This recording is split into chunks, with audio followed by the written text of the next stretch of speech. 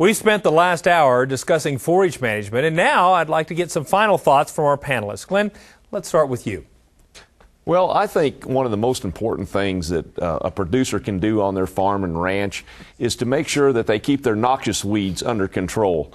They can spread like wildfire, and yet they're just as easy to extinguish at the first and get these bad weeds under control, make sure that they are no longer in your operation and in your grass. And I would just encourage everyone to make sure that they manage these weeds to the best of their ability. Take a real proactive approach. Yes. Jeff, what would you share?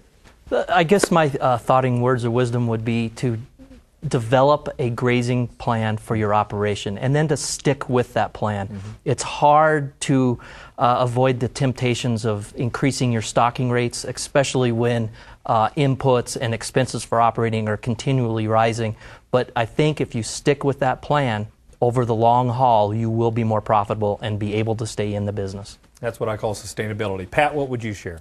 Just said, forage management, it's an integrated approach, whether it's the tools that we use or the integration of the fertility, the site productivity, everything coming together to make a good, solid forage product. And Dave, what would you tell our audience? I'd echo exactly what these three just said. You know, learn everything you possibly can about your forage production system that's native to your area.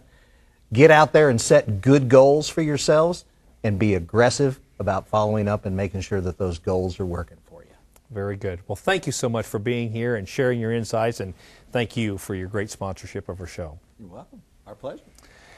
Well, you can get more information on Dow AgriSciences by visiting our website at cattlemantocattleman.org.